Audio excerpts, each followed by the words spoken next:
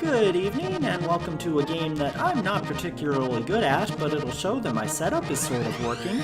I'm doing this as a post-commentary, and we're gonna race through the F-Zero Night League. In beginner. Because I'm a beginner at this game, really. But I can tell you some basic things about it. It was a Super Nintendo, I believe also Super Famicom launch title. Probably pretty easy to translate. Anyway, basically, everything is, like, rotated and flat. That's the whole thing about this Mode 7 graphics mode that was all the rage. And you'll notice it's this is a one-player mode. It's also only a one-player game. So this was sort of a predecessor to Super Mario Kart, because with Super Mario Kart they wanted a two-player F-Zero, but the Super Nintendo wasn't really capable of doing so with a large playing field. They had to make the playing field very, very small, and so go-karts sort of came out of that, because, you know, you'd be going slower on a smaller playing field and it would still be interesting. So every time you do a lap, you get one of those S turbo boosts, and I usually use them at the turn of the lap, because that's usually the straightest stretch. There's some courses where you may want to use them elsewhere. You also want to hold down when you run over those ramps, because then you'll leap up in the air. And there's one course in the Queen League where you have to do that. I think it's the final one, or you'll just fall off the course and die. And you see the number 2 there. That means, well, I guess I have 2 backup cars if I go off the track or something. Or if your power bar runs out, that will also make you explode, and you'll need another car. But yeah, the idea is that we're racing in the skies far, far above the city below, so you really don't want to leave the track. It's not like Super Mario Kart where Lakitu will just pick you up now. And this game, I think it actually cuts you off every lap, so you see how it's got safe 3. So if you're in, I think, like 4th place or worse, like when you cross the line, I don't think you can go on. And the same with the earlier laps, there's just higher tolerance.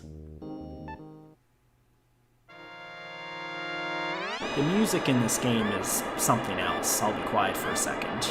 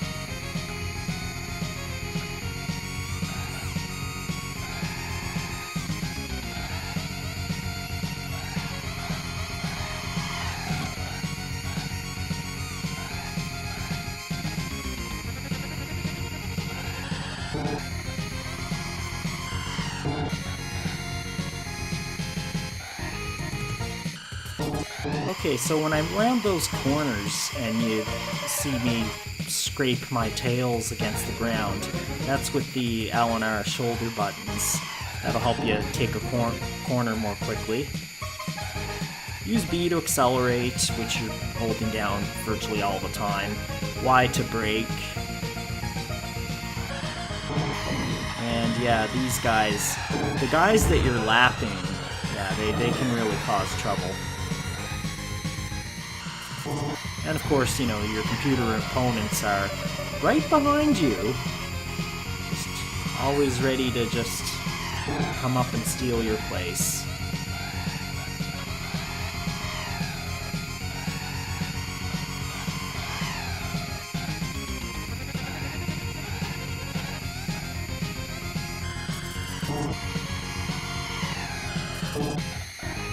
some of the really good players will deliberately, as I tried to there, deliberately run into the barrier just a little bit when they're going around the corners just to cut it as tight as possible, but that can easily backfire.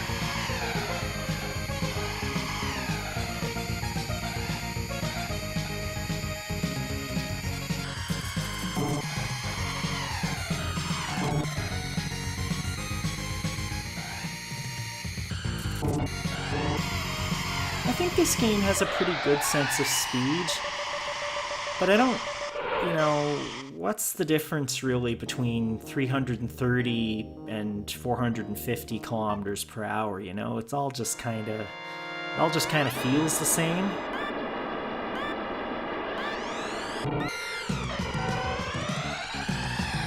This course here is not particularly one of my favorites, nor is the next one, but they're worth playing through to get to the last course of this league, which is Silence, which I think is my favorite, has my favorite music, has the most, it's got an interesting layout.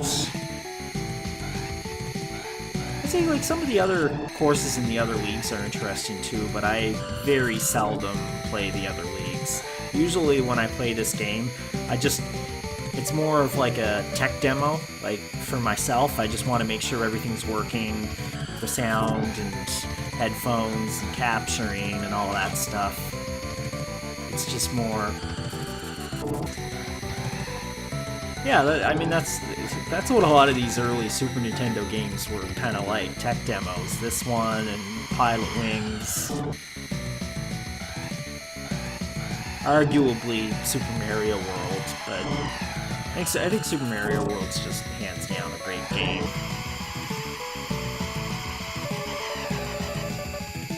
A great game of an epic scale. Like, Pilot Wings and F-Zero are good too, but they're not huge games like Super Mario World.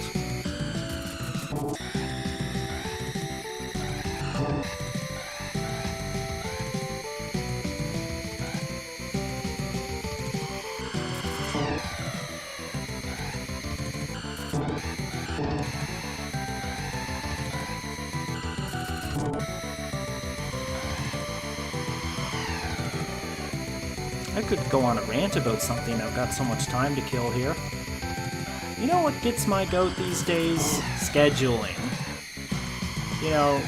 Like, especially when you're working in a job where your workload varies.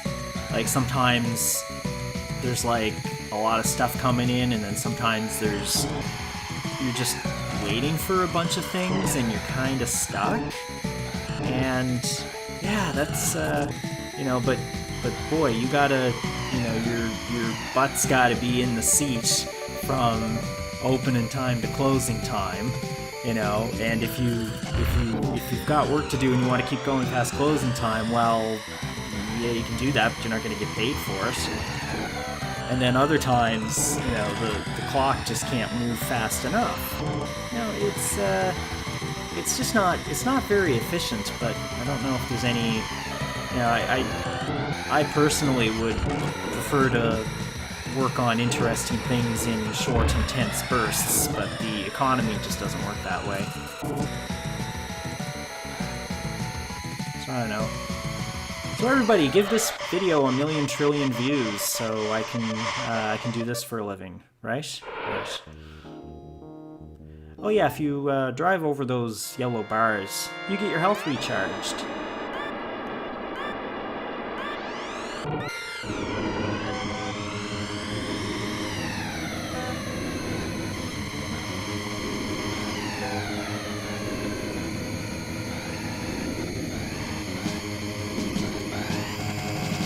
I like the atmospheres of this game, like it's, you sort of imagine this as being like a exotic desert planet. There's even a giant skull. I presume that's a natural formation. It just happens to look like a skull. Otherwise, there's some really morbid artisans in this on this planet.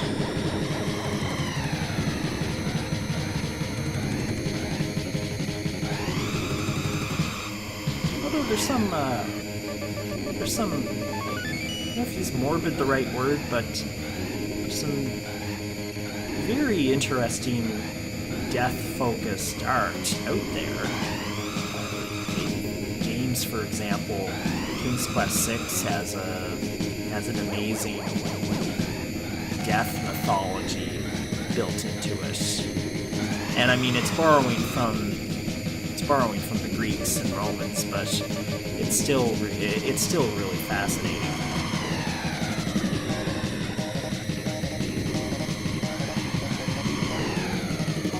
So you might be wondering what that paved area off to the side is. In a later league, there's a Deathwing 2 course, and you take those corners and go into that other section. And they basically reuse the same playing field, which I think is kind of cool. It'd be nice if Super Mario Kart did that. I don't think they do. I mean, you know, you have the same course themes recur, but you're not actually on the same track again. Not in the original Super Mario Kart, anyway.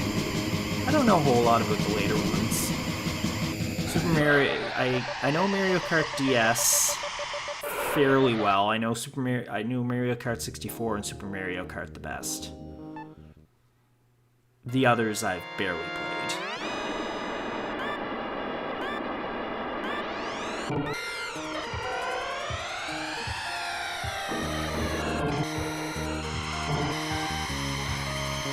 One of the reasons this is one of my favorite courses is there's a shortcut, but you have to take that end of the shortcut pretty tight so you can get that ramp and press down on the ramp and jump over all the dirt, which slows you down, which I did not do there.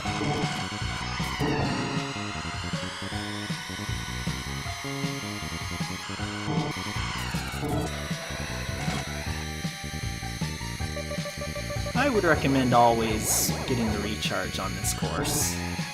It's pretty brutal. You can get knocked around quite a bit. Yeah, almost.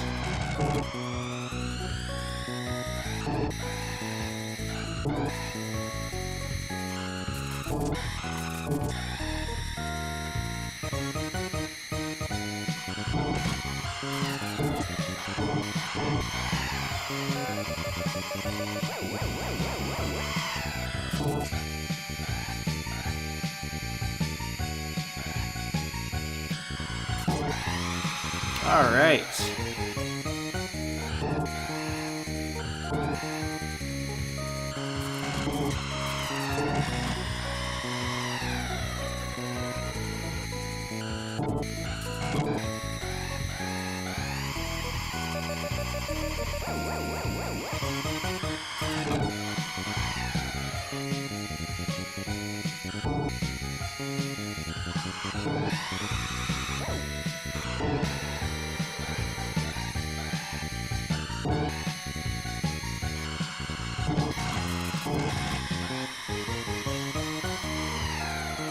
Another thing I like about this game is you'll find out pretty quickly if you've got your left and right speakers mixed up.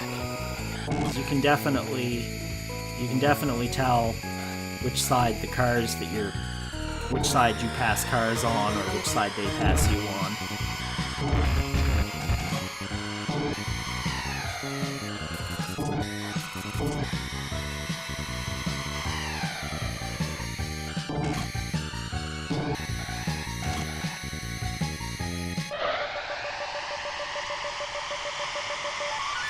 And that does it.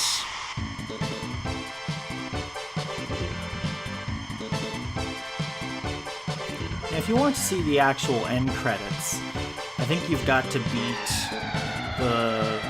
probably the King League, and I think also on the highest difficulty. So do not stay tuned for that. That's another video from another YouTube creator. That's not coming from me.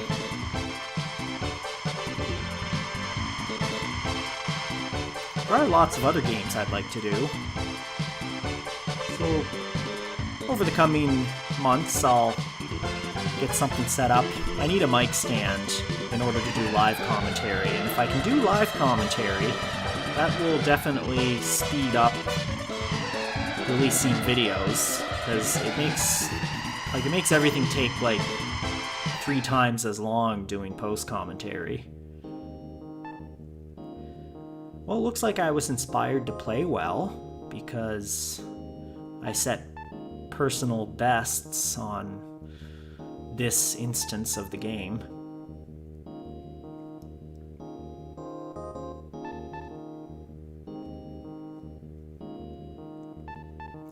I do own I only rented this game when I was a kid, but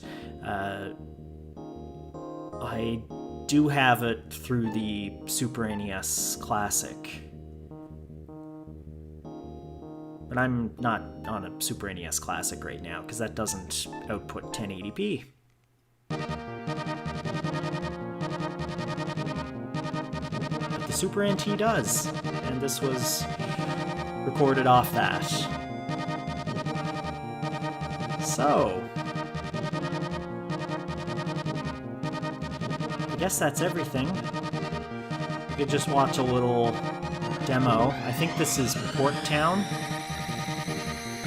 That score took 10 minutes, come on! This entire video is... I don't know, how long did it take to do the whole... About 15 minutes? Yeah, it took about 15 minutes to do the whole league.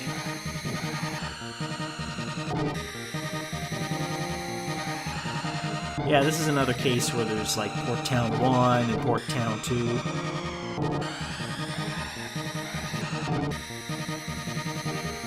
And this demo is pretty much perfect play. I mean, there's no opponents, but it doesn't hit anything. I imagine that was carefully programmed by somebody at Nintendo. See you later!